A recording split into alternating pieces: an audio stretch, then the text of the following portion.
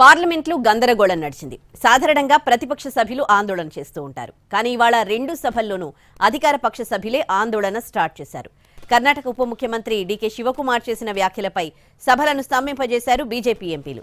రెండు సభల్లోనూ ఈ విషయాన్ని ముందుగా పార్లమెంటరీ వ్యవహారాల మంత్రి కిరణ్ రిజిజు లేవనెత్తారు. ముస్లింలకు రిజర్వేషన్లు ఇచ్చేందుకు రాజ్యాంగాన్ని మారుస్తామని డీకే శివకుమార్ చెప్పారని, ఇంతకంటే దారుణం ఉంటుందా అని బీజేపీ సభ్యులు ప్రశ్నించారు. ఈ విషయంలో కాంగ్రెస్ వైఖరిని ఎండగట్టే ప్రయత్నం చేశారు. కాంగ్రెస్ ఎంపీలు కూడా అధికార పక్షానికి కౌంటర్ ఇచ్చేందుకు ప్రయత్నించడంతో రచ్చ జరిగింది. సభ జరిగే పరిస్థితి లేకపోయింది. లోక్సభ మొదట 12 గంటలకు, ఆ తర్వాత మధ్యాహ్నం 2 గంటలకు వాయిదా పడింది. ఇక రాజ్యసభ మధ్యాహ్నం 2 గంటలకు వాయిదా పడింది.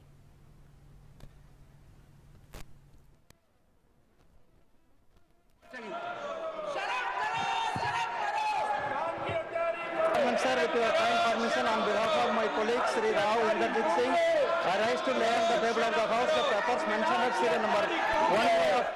अगर आप बाबा साहब अम्बेडकर का संविधान को मानते हैं तो आपके वो संवैधानिक पद पर बैठ करके जो आज ये बयान दिया है उसको तुरंत बर्खास्त करो और अपना पद को उसको छीन लो उससे।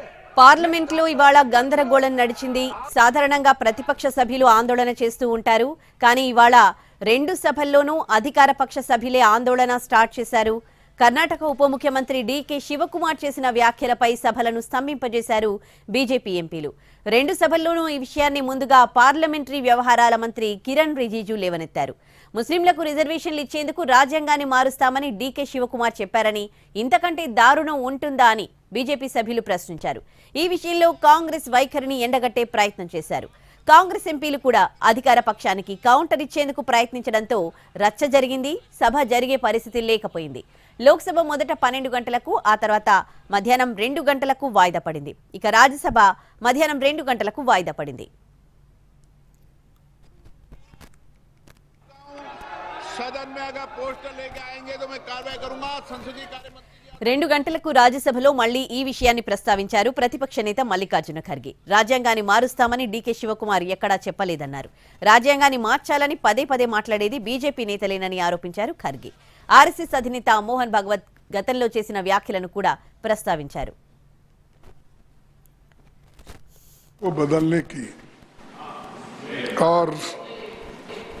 चंद सदस्यों ने और खासकर मिनिस्टर रिजिजू ने यह मुद्दा उठाया और उसको समर्थन करने में भी हमारे सदन के नेता भी उसको समर्थन करें।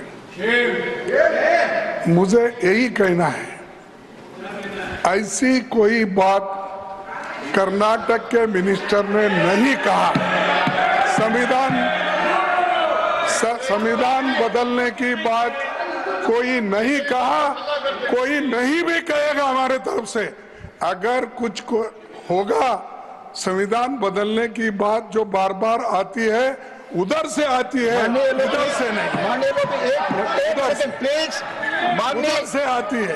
प्लीज और माननीय चेयरमैन साहब ने ऑलरेडी ऑथेंटिकेट करने के लिए कहा, it is under his consideration, so please sir please नहीं, वो उसीलिए जी मैं ये कहना चाहता हूँ आपको, आप निष्पक्षपात से सोचिए, अपने हृदय पे हाथ रख के सोचिए। क्या भागवत जी ने नहीं बोला सर? प्लीज क्या नहीं बोला? संविधान का